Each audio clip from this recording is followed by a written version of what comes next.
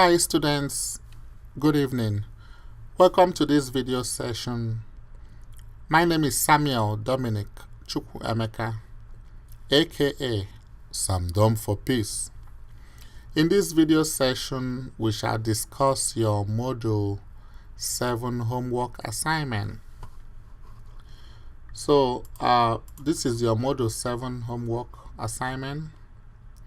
We are going to use the technologies we have been using. We are going to use the calculator on my website, and we shall also use the Pearson Statcrunch software.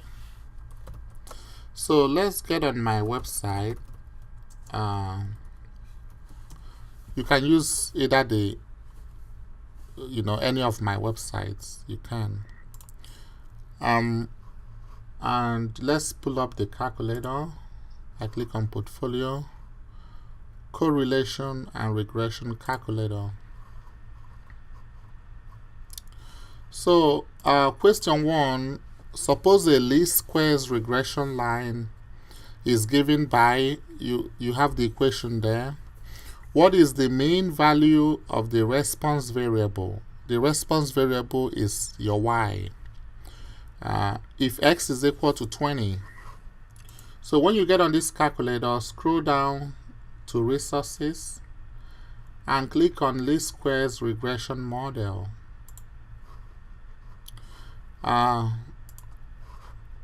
We can go ahead and put in the question. Let's have this here. Okay. So the least squares regression model, that is this. You go ahead and write the least squares regression line, 4.302 x plus minus, in this case put your minus 3.293. okay, and the x is 20, and you press calculate. So the mean value of the response variable will give you to 1 decimal place. They asked 1 decimal place, so that is 82.7. okay, that's your answer. Question 2, in the least squares regression model, and they gave it to you, epsilon I is a random error term with mean, and I actually wrote it here. Okay, this question I actually wrote it here. So the mean is 0, mean is 0, and standard deviation of the epsilon is your sigma. Okay.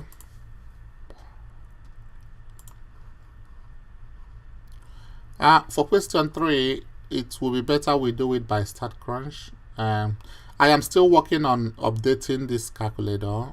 I'm still working on adding more features. So later you can check back. But for question 3, it will be better we do it by Statcrunch. So we have the data set, and they want us to find the beta 0, beta naught, that is your b naught, and beta 1, b1. So b naught is your y-intercept, and your b1 is the slope. Remember, we discussed the least squares regression equation in Module 6, and we say it's y equal to mx plus b. In this case, you can call it y equal to b1x plus b naught. Okay, this is your b1, that's beta 1, and this is your b naught, beta 0. So b naught is your y-intercept, and b1 is your slope. It just depends on what textbooks use. Some textbooks will not even use b naught. Some textbooks might use a. So it depends on what your textbooks use. But your b naught is your y-intercept in the slope-intercept form of the equation of a straight line, y equal to mx plus b. which we called your mama ex-boyfriend in the previous video. Okay, so M is the slope, and in this case is your B1, which is your beta 1, and B is the y-intercept, which is your B0 or beta 0, as you can see here. So we're gonna use Statcrunch here. Opening Statcrunch. So you click on this tool in this icon, and then you open in Statcrunch. You go to Start, you go to Regression, you go to Simple Linear. X variable, select your X. Y variable, select your Y. And we just click Compute. We just click Compute. So let's see how this looks like here.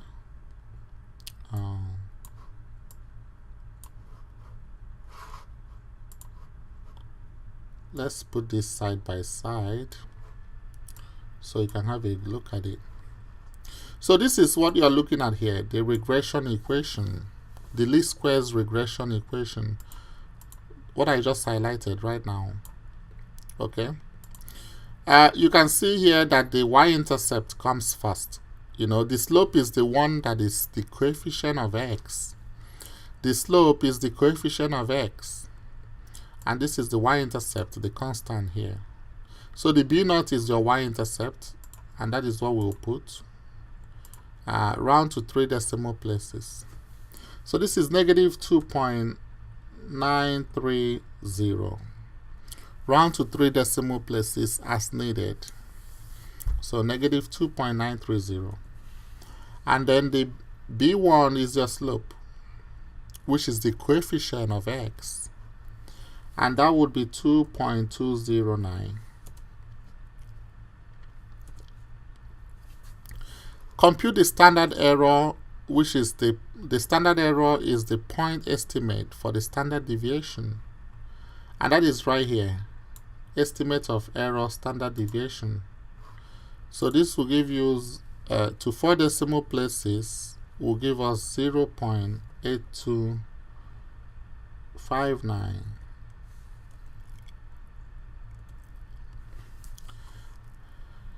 C part, assuming the residuals are normally distributed, determine SB1. So SB1 is the standard error for the slope. Standard error for the slope. Remember, your slope is your B1. So standard error for the slope to 3 decimal places would be 0. Is this one right here? Standard error for the slope. Okay. So it will be 0.199 to 3 decimal places. 0.199. And then D, assuming the residuals are normally distributed, they gave you the hypothesis test. At the 5%, 5% is 0.05, level of significance. Use the p-value approach. So the p-value is the probability of observing the estimate of the slope. So when we talk of the p-value, you shouldn't be looking at the intercept. You should be looking at the slope here. Okay, is the probability of observing an estimate of the slope of the regression line. So to 3 decimal places, this will be 0.002. That is right here. Okay. And as we have been doing since hypothesis testing, we've done hypothesis testing in previous models. If the p-value is less than the level of significance, then you should reject the null hypothesis. If the p-value is greater than the level of significance, you should fail to reject the null hypothesis. Okay, fail to reject the null hypothesis. You can also say do not reject the null hypothesis. So we look at the p-value here. The p-value is 0.002. The level of significance is 0.05. So as you can see, 0.002 is less than 0.05. Because of that, we have to reject the null.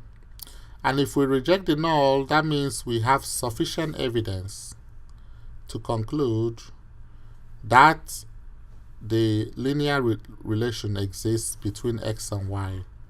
Okay, whenever we reject the null, that means we have sufficient evidence to conclude, okay, that there is that the linear relation exists between the x and y.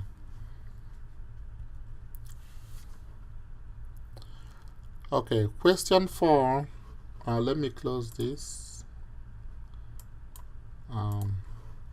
Question 4. Later you can look at this, the instructor tip. For the data set shown below, okay, they want us to also complete this. So let's open this in Statcrunch. Open in Statcrunch.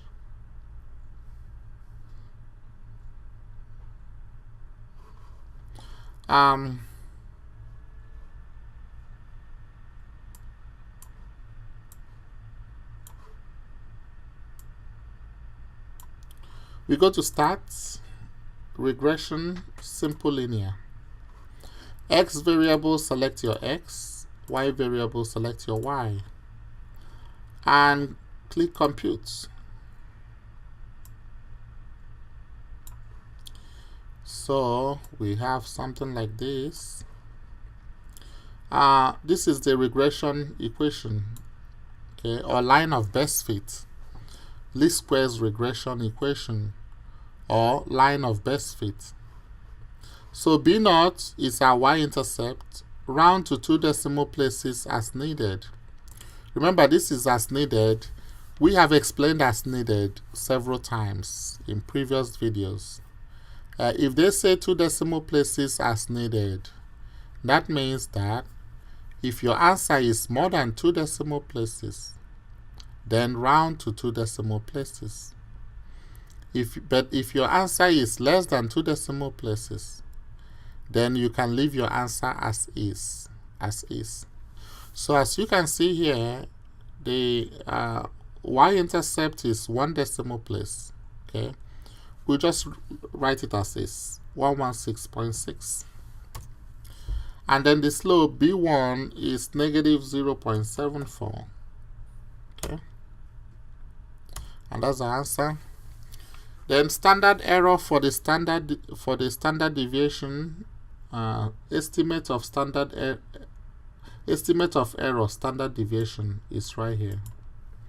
The standard error is the point estimate for the standard deviation, and that is right here. So that will give us to 4 decimal places as needed will be 4.0988. 4.0988. Okay.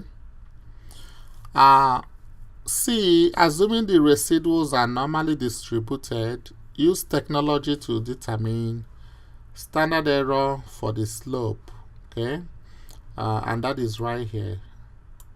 This one right here for the slope, because B1 is the slope. So to 4 decimal places as needed, our answer for that question would be 0.1296.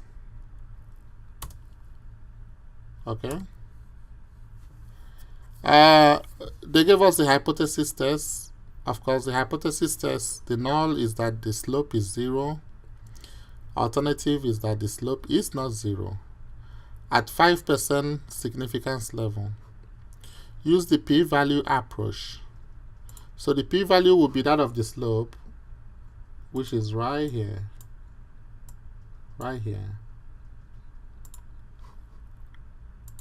To 3 decimal places will give us 0.011. 0.011. We compare using the p-value approach, we compare the p-value with the level of significance. So 0.011 and 0.05, who is less than or greater than?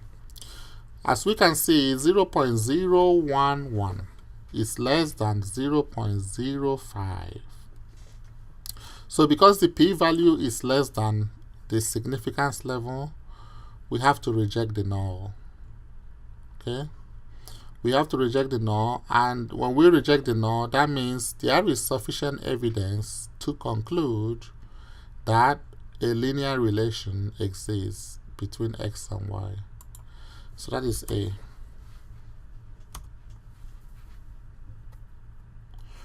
Question 5. The data in the accompanied table represent the rate of return of a certain company stock for 11 months compared with the rate of return of a certain index of 500 stocks. Both are in percent. Complete parts A through D below.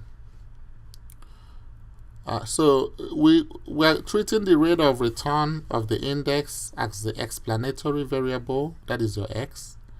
Use technology to determine the estimates of beta 0 and beta 1. Okay, beta 0 is your B0, B0, or you can say beta 0. And then your beta 1 is your B1. So we are going to click the view the table, then click on this icon, open in Statcrunch.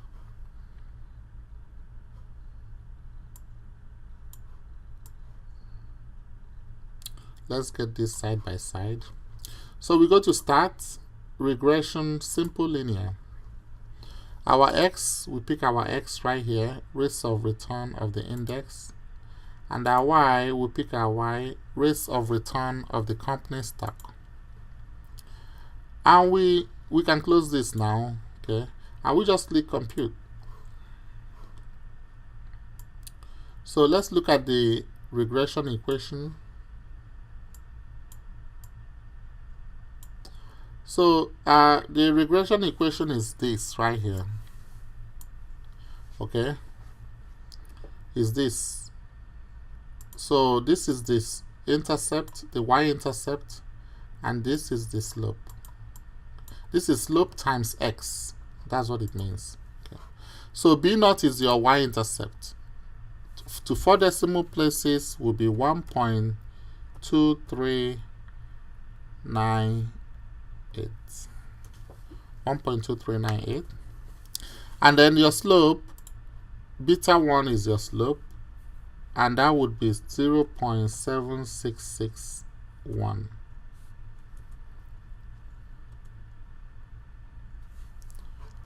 Then click continue.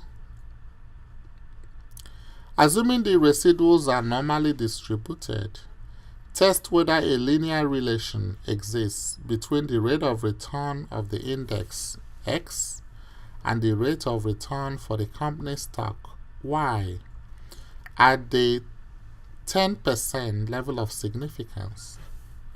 State the null and alternative hypothesis. So null hypothesis is that B, because we're dealing with slope, okay, not B0, beta 1, B1. So null is that the beta 1 will be 0, and alternative is that beta 1 is not 0. Okay. Then determine the p-value. The p-value we are going to look at is for the slope. So that's the p-value right here. And that would be, to 3 decimal places, it will be 0.026.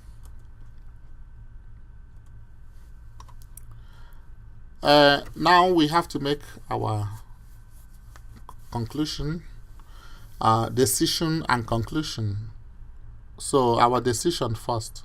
We compare p-value with the level of significance, which is 0.1, 10%. So 0.026 and 0.1. we see that 0.026 is less than 0.1. So because of that, we have to reject the null. Okay, so we're looking at options A and C. B and D are out by process of elimination. B and D are out. So our decision will be to reject the null. Why? We reject the null hypothesis. Why? Because our p-value is less than, our p-value of 0.026 is less than our significance level of 0.1. So when we reject the null, we see that there is sufficient evidence to conclude that a linear relation exists between the rate of return of the index and the rate of return of the company stock. So it's A.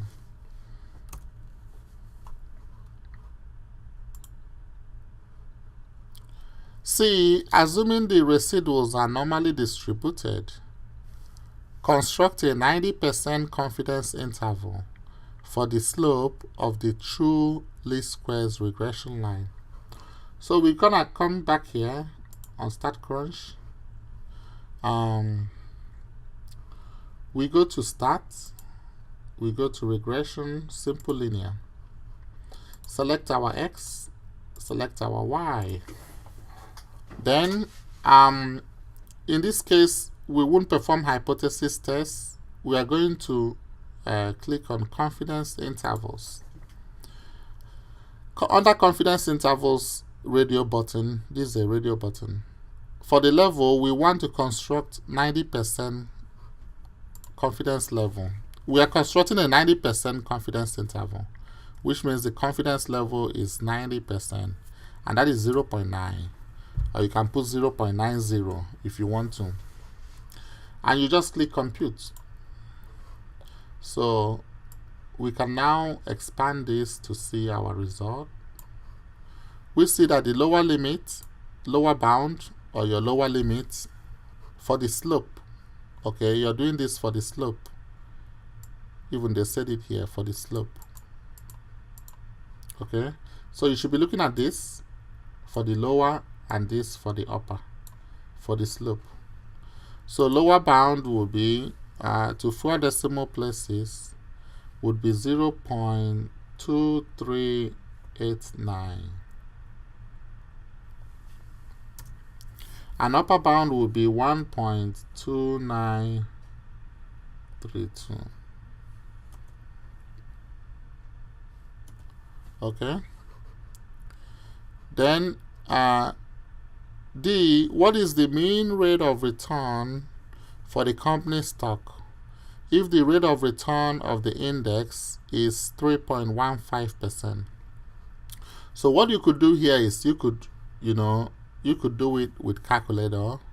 You could just do 0.76605,254 times 3.15. Okay, then whatever you get, you add it to 1.239761. Like you could do this. Okay, you could do that manually with your calculator. But we are doing this with technology, so let's just use technology. So this is what we're gonna do. I've closed this. I'm gonna go to Start again. I go to Regression. I go to Simple Linear. Get our X, get our Y, and then prediction of Y. Okay, under prediction of Y, if you like, you put confidence intervals, but that is not what we are. We're not dealing with confidence interval anyway. We want to predict Y at this confidence level. So at 0.9 confidence level, predict our Y for the X value of 3.15. I just put 3.15 right here. If you like, you change this. If you like, don't change it. It does not matter at all. Prediction of Y is what we are interested in. So the X value of 3.15. Please don't put percent, please, because already it is in percent. The unit is in percent already. And make sure you put the level 90% confidence level that we are looking at. So we just click compute, and we come here and look for the prediction. So scroll all the way down, and look for predicted y. This is what you need here, predicted y for this value of x. Okay, the predicted y, round to 3 decimal places as needed. So this will give us 3.653. Okay, and that's it. Question 6. Later you can look at this. A doctor wanted to determine whether there is a relation between a male's age and his HDL, so-called good cholesterol. The doctor randomly selected 17 of his patients and determined their HDL cholesterol. The data obtained by the doctor is in the data below. Complete parts A through F below. Draw a scatter diagram of the data, treating age as the explanatory variable. What type of relation, if any, appears to exist between age and HDL cholesterol? So let's open this data. We click on this icon, open in Statcrunch.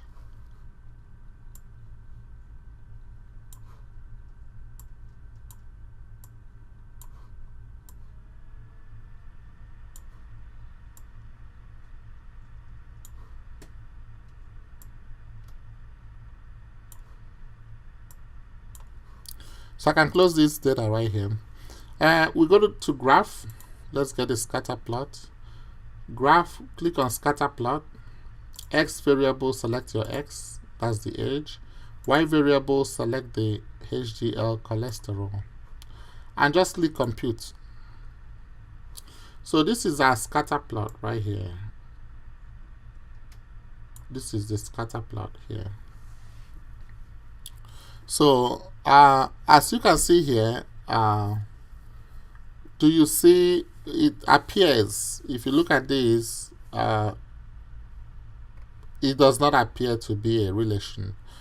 Okay, now if it's some people might say, okay, what of appears to be nonlinear? Well, if it's nonlinear, it could be quadratic, like a parabola. Okay, u upside down, or just your u, quadratic, or it could be cubic, or it could be logarithmic, or it could be exponential. Those are nonlinear. But if you look at how these points are scattered, it appears that there does not appear to be a relation. If it's a linear relation, it's going to be a straight line.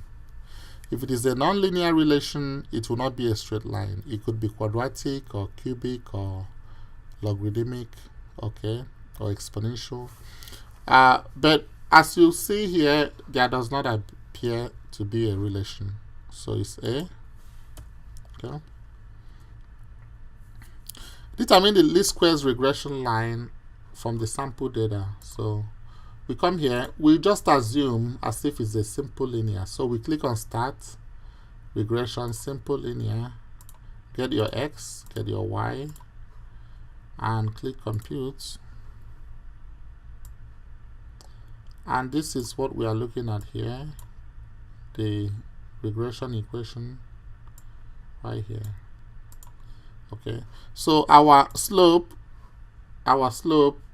in this case, this right here, to 3 decimal places. So this will give us negative 0.115. The slope is the coefficient of x. Okay, the one close to x. Okay, that's your slope.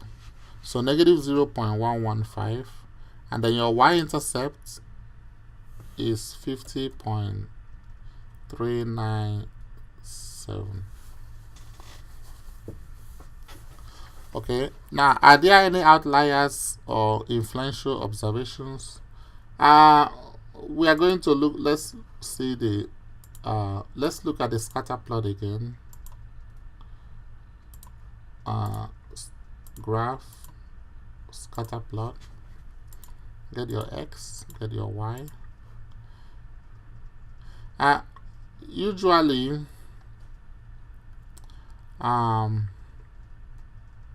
some plots there are options for you to check to indicate if there are outliers. Okay, but let's just go ahead and compute this and see. So look at this very well, see whether there's an outlier in this scatter plot. Okay, there does not appear to be an outlier. And even if you look at your values, you can also see that as well. If you look at your values, outliers are extremely low or extremely high values from the data. And there is a formula we use for finding outliers. We use the fences to find outliers. So there does not appear to be an outlier in this case. The null hypothesis will be that B1 is 0. Alternative is that beta 1 is not 0. Okay, that's that. Find the p-value. So start regression, simple linear, get your X, get your Y, compute. Our p-value for the slope is 0.57. 0.57. Okay, it is not up to 3 decimal places. It is not up to 3 decimal places, so we leave it like that.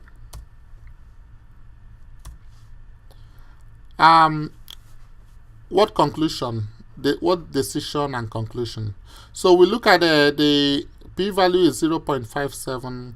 The level of significance is 0.01. So as we can see here, 0.57 is greater than 0.01. This is 0.01, this is 0.57. So 0.57 is greater than 0.01. So because of that, the p-value is greater than the level of significance. So because of that, do not reject the null. Do not reject the null because the p-value is greater than the level of significance. So so that is option B. Okay. E, assuming the residuals are normally distributed, construct a 95% confidence interval about the slope of the true least squares regression line. So let's close this here. We go to start again, regression, simple linear, get your X, get your Y. We perform what? Confidence intervals. Okay, so you check this box, this radio button. You check the radio button, and it's 95% confidence level, so it's 0.95. So you leave it that way, and you click compute. So we see our results for the slope. This is what we're going to look at, these two here for the slope. So the lower bound to 3 decimal places will be negative 0.536, negative 0.536, and the upper bound will be 0.306. Okay.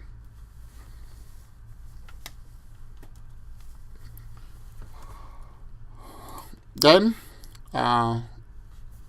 question F, for a 42-year-old male patient who visits the doctor's office, would using the least squares regression line obtained in part B to predict the HDL cholesterol of this patient be recommended? If the null hypothesis was rejected, that means that this least squares regression line can accurately predict the HDL cholesterol of a patient. If the null hypothesis was not rejected, that means the least squares regression line cannot accurately predict the HDL cholesterol of a patient. So, should this least squares regression line be used to predict the patient's HDL cholesterol? Choose the correct answer below. So, they gave us some hints here. They gave us some hints. We did not reject the null hypothesis. Okay, do not reject the null because the p-value is greater than the level of significance. Now, but because if the null hypothesis was not rejected, that means that this least squares regression line cannot accurately predict the HDL cholesterol of a patient. So, should this least squares regression line be used? And it's going to be no. So, we're looking at A and C. Okay, B and D are out. No, because the null hypothesis was not rejected. Remember, we did not reject the null hypothesis. Okay? That is right here. Do not reject the null hypothesis. So it's no because the null hypothesis was not rejected. Okay? A good estimate for the HDL cholesterol of this patient is what? So remember we discussed this in the module 6 homework video. If the least squares regression line is not used for prediction, then you use the mean of the response variable. Okay, you just use the mean of the response variable for the prediction. So we said that in the previous video. So let's just find the mean of y. Okay, let's just find the mean of the HDL cholesterol. Let's just find the mean of that, of your y. So we just click on stats, go to summary stats, go to columns, and we're looking at just your y. Okay, we're looking at your y. So a good estimate will just be the mean of the y of the response variable, and we just click here mean only. We just click mean, and we click compute. So to 2 decimal places, this will give us 45.29. Okay, and that's it. Question 7. What do the y coordinates on the least squares regression line represent?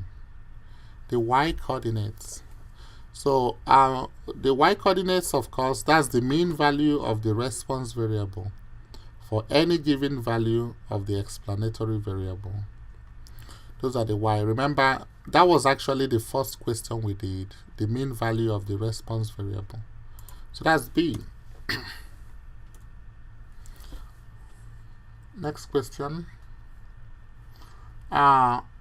Question 8. Suppose a multiple regression model is given by, they give us a multiple regression model. What would an interpretation of the coefficient of x1 be? So an interpretation of the coefficient of x1. So coefficient of x1 is the slope of the x1, slope of the first x variable, and the slope of the second x variable is 6. You can call this b0, you can call this b1, you can call this b2. So b1x1 plus b2x2 minus b0. Okay, this is a multiple linear. Is a multiple linear regression model. Multiple linear. So we see that this is a positive slope. 2.45 is a positive slope. So an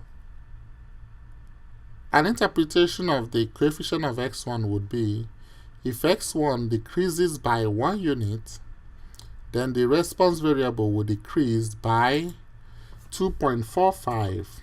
Okay, because if it increases by 1, then the response variable will also increase by 2.45 on average, while holding x2 constant. So that's the interpretation of that. If x1 increases by 1 unit, the response variable will increase by 2.45 units on average, x2 remaining constant. Similarly, if x1 decreases by 1 unit, then the response variable will decrease by 2.45 units, because that's the coefficient of x1. Excuse me. On average, x2 remaining constant. Okay. Question 9.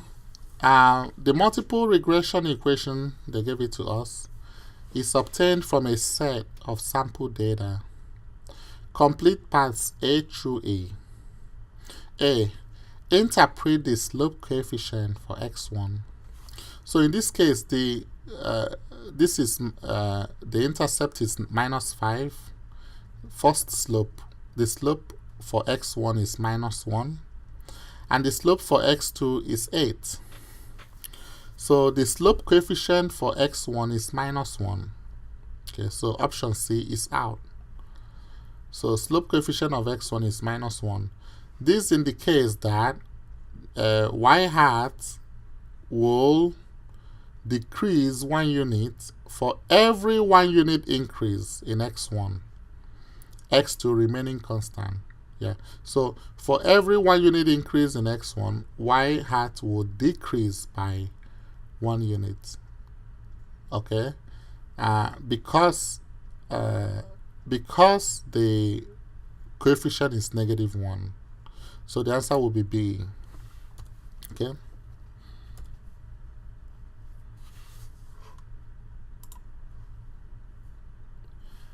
Interpret the slope coefficient for x2. So x2, the slope is 8, is positive. Okay. So the slope coefficient of x2 is 8. This means y hat will increase. That's the mean of the response variable. It will increase 8 units for every 1 unit increase in x2. Okay, it will increase 8 units for every 1 unit increase in x2, x1 remaining constant. So this is the option B.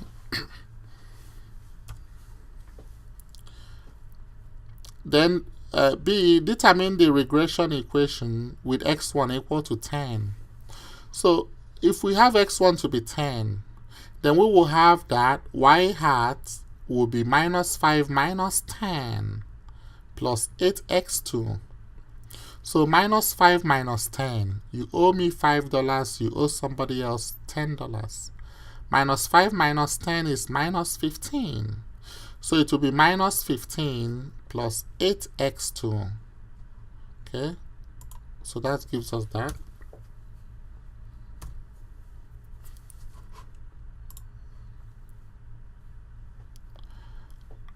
Graph the regression equation with x1 equal to 10. Choose the correct graph below. So in this case, you know, we're gonna go to my, let's get on my website. Let's get back on my website, okay? Let's open up a new tab. Just let's get on my site.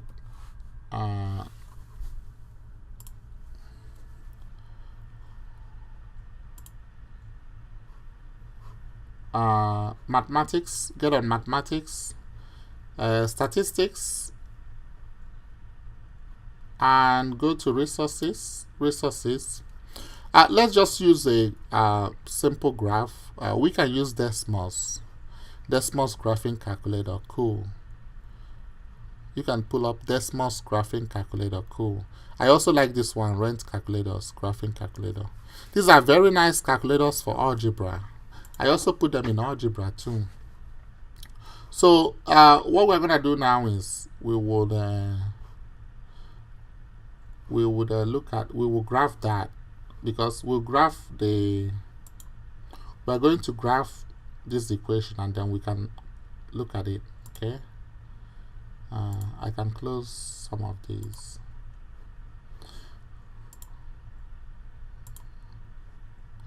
So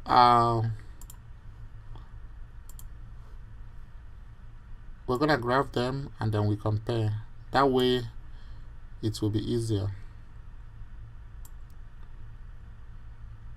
Or if you have any nice graphing calculator, you can also use that.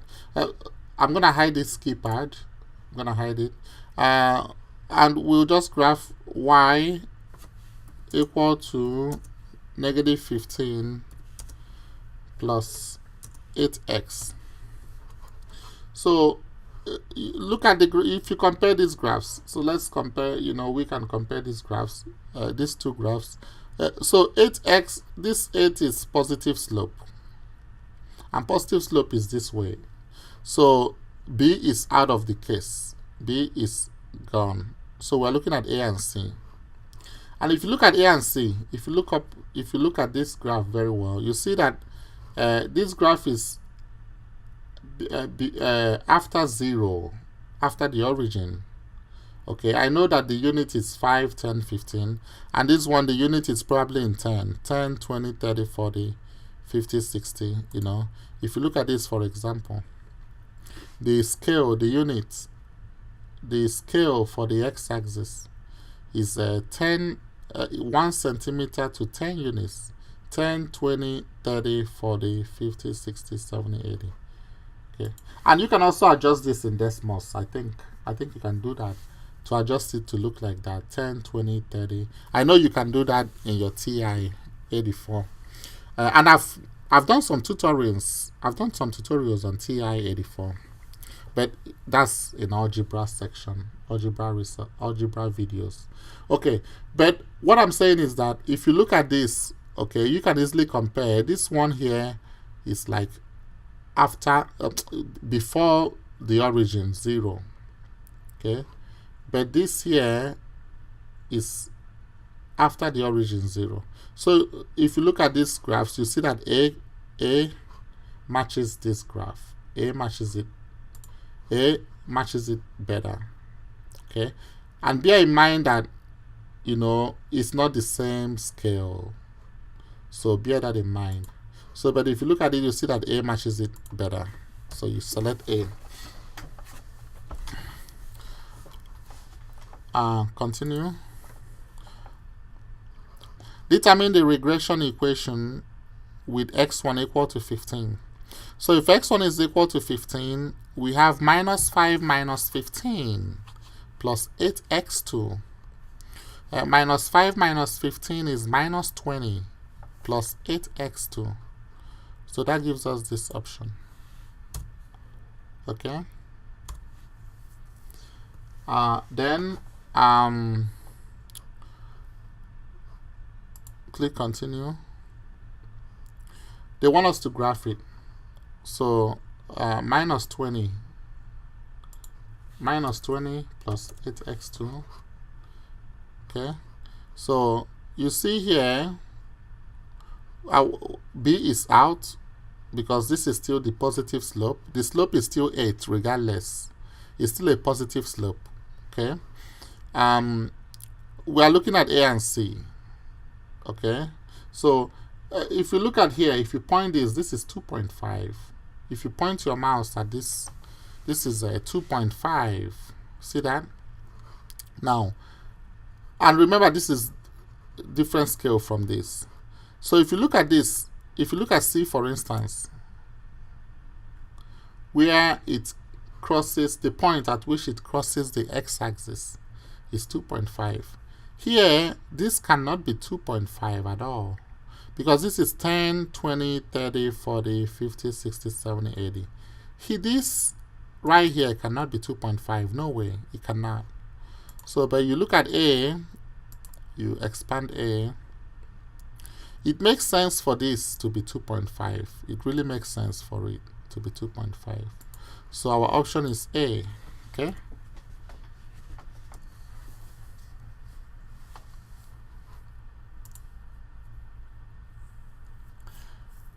D, determine the regression equation with x1 equal to 20. So minus 5 minus 20 plus 8x2. Minus 5 minus 20 is minus 25. Okay, minus 25 plus 8x2. That is this option. And probably they want us to graph it again. Okay, so minus 25 plus 8x. Okay, minus 25 plus 8x.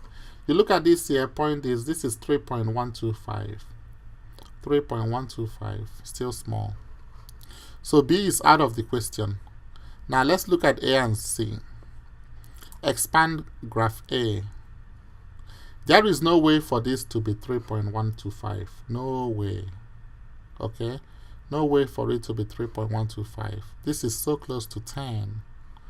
But for C, it makes sense. It makes sense for this to be 3.125. So our option will be C. Okay? E, what is the effect of changing the x1 on the graph of the regression equation? Changes in the y-intercept, no changes. Changes in the slope. Well, the slope didn't change. We changed x1, but the slope was still 8, positive slope. Okay, so it was just the y-intercept that changed. Just changes in the y-intercept. All right. 10 out of 10. One more question remaining. Later you can view this one. This particular assignment has 10 questions. Usually it's like 14 questions. Okay, question 10, last but not the least. We can actually minimize this. Okay. Last but not the least, determine if there is a linear relation among air temperature x1, wind speed x2, and wind shear y. Okay, and they gave us the data. Then they said find the least squares regression equation. Okay, find the least squares regression equation for this data. This is multiple linear correlation. X1 is the air temperature, x2 is the wind speed, y is the response variable, which is the wind shear. I'm gonna do this with both Statcrunch and my calculator. We can go ahead and do it with Statcrunch first. Open in Statcrunch.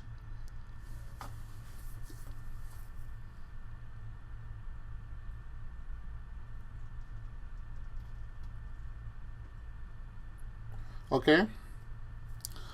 Here, go to Start, Regression, and go to Multiple Linear. Then X variables. So you click on X1 first. And it says there, look, it says select more than one with Shift plus click or Control plus click. So once you click on this X1, press down your hand on the Control key on your Windows computer. I think if it's Mac, it should be Command key. So press your hand on the Control key and click X2. Make sure that X1 and X2 is here. Make sure, okay? X variables. Of course, your Y variable is the first one. Y variable is your Y. Then for your X, make sure you select X1 and X2. Do not select Y, please. Okay? And if you want, we do it again. So when you click on X1, it comes up. Click on X1, then you press down your hand on the Control key on your keyboard. Press your hand and then click X2 so that both of them will be here. Okay, and you just go ahead and click Compute. So this is our multiple regression equation right here. This is it here. Okay, so we'll just fill this here. Let's get this side by side.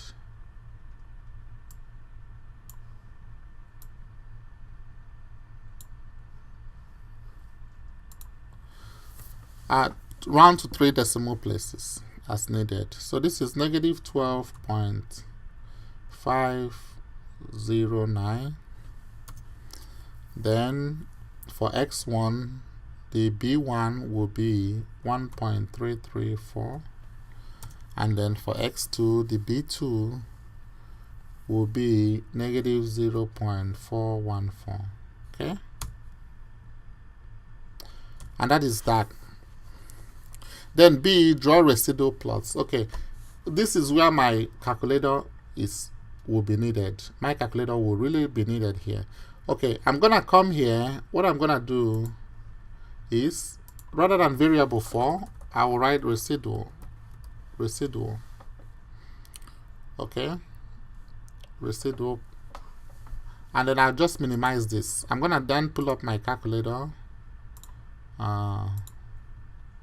Let me go ahead and close this. On the calculator, just make sure you have when you come to this calculator, just make sure you select multiple linear regression here for 2 independent variables. Select multiple linear regression, and we can now put this in. Your x1, 0, comma, negative 10, 15, negative 15, negative 10, negative 5, 15, 15, 10, negative 15, 5, 0, negative 5, negative 15. Okay, let's count it and make sure. This is 1, 2, 3, 4, 5, 6, 7, 8, 9, 10, 11, 12, 13, 14. And this is also 14. 1, 2, 3, 4, 5, 6, 7, 8, 9, 10, 11, 12, 13, 14. Okay, x2 is 5, comma, 20, 15, 35, 15, 10, 10, 25, 45, 25, 40, 20, 25, 50. 1, 2, 3, 4, 5, 6, 7, 8, 9, 10, 11, 12, 13, 14.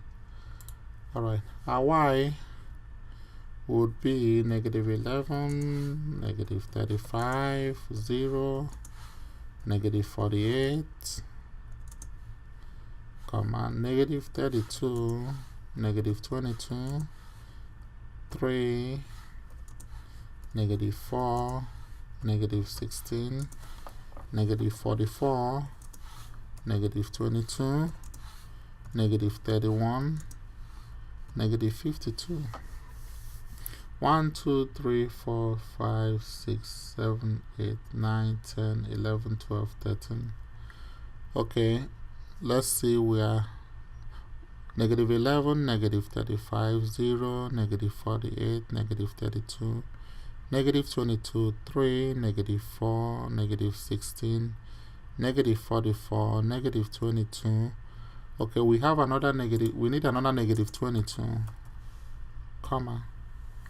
Okay, then negative 31 and negative 52. All right, and you just come here and you click calculate, and let's confirm that was what we got. Negative 12.509. That's this. Then 1.334 x1 times x1, and then negative 0.414. See, that's correct. Confirm that is the same thing that you got. Okay, confirm is the same thing.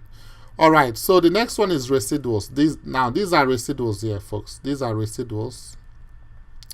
This is our residuals here. All these, and we'll just plot it. We have to do a residual plot for the first one, air temperature, and do another residual plot for the second one. But this one is first for the air temperature. So we will the Statcrunch. Let's get out. This is our Statcrunch. So we'll come here. We're gonna come here, and we'll write the residuals. We'll write this residual. Remember, residual is observed y minus predicted y. That's the residual. Okay, we did that in a Module 6 video. So let's put this to 3 decimal places. So the first one is 3.581. Second one, remember, comma separates it. Okay, comma separates the values. Second one is negative 0.864. Third one is negative. Please don't miss this negative. There's a negative here. Negative 1.288. The next one, don't miss this negative. Negative 0.979. Next one is 0.064. Okay, let's get back. Okay, 0.064. Next one is 1.322.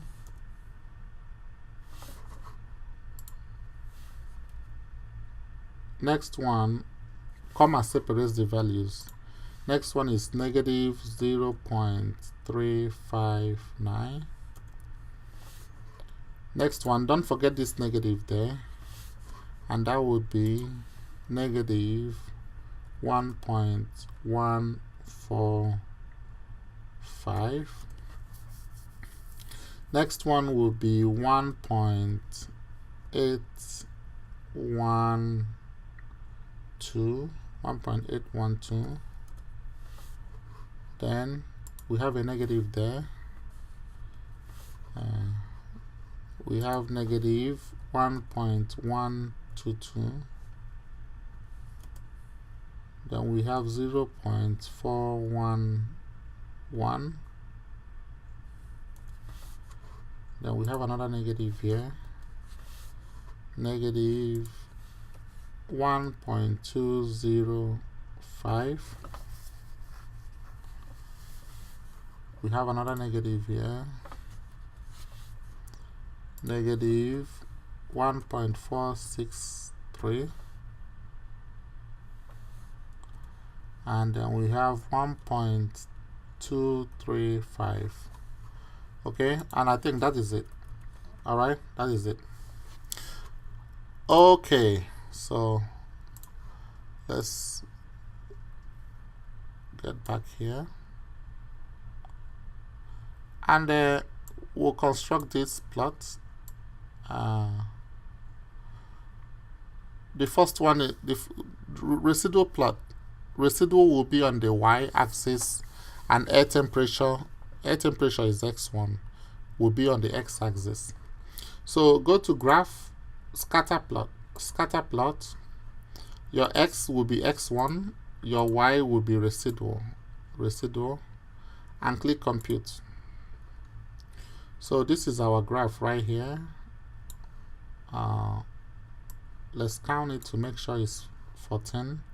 1, 2, 3, 4, 5, 6, 7, 8, 9, 10, 11, 12, 13, 14.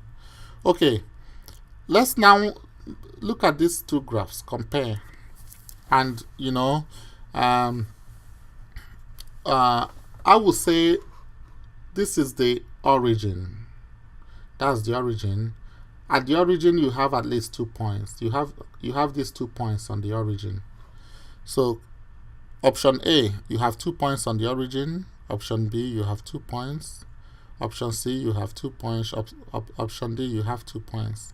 Okay, but then the 2 points, B is out, because the 2 points on the origin are above, well, some of them are below. Yeah, one is above y and one is below y. For the 2 points on the origin, one is positive y, one is negative y. Okay, if you can look at this scatter plot. So B is out because the 2 points are below y. So that's out. A, one is above y, one is below y. Positive and negative, that's okay.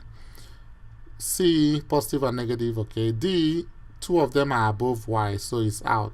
So B and D are eliminated. So we're looking at A and C. Do you see the technique I'm using to like tell? You see the technique I'm using? So we're looking at A and C. Now if you look at A, there are no points. There are no points before the origin. See? All these points are located here. But you look at C, looks more like C. Okay, you see these points here. So the answer is C. Okay, that's just the way you can tell it.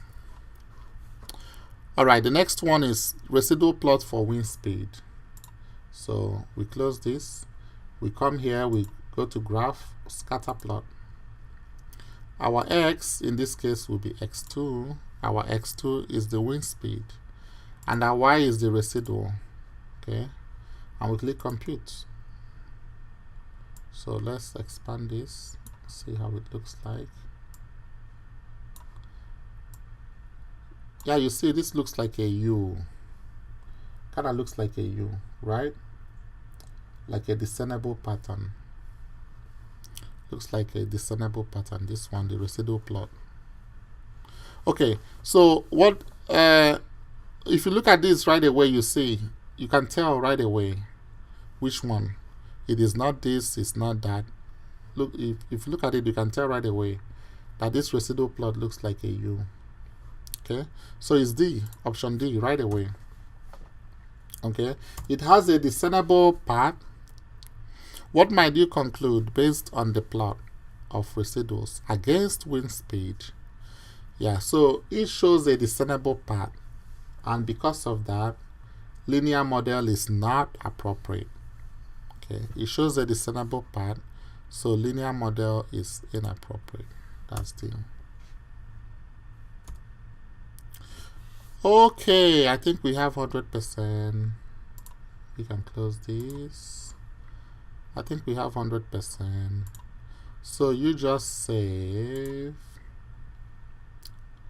And that is it. Okay, thank you so much for listening to this video session. If you have any questions, please feel free to ask me. Again, if you are my student, please do not contact me from my website. Okay, if you are my student, contact me from the school email address, please, from the school system. If you are not my student, then you are welcome to contact me from my website.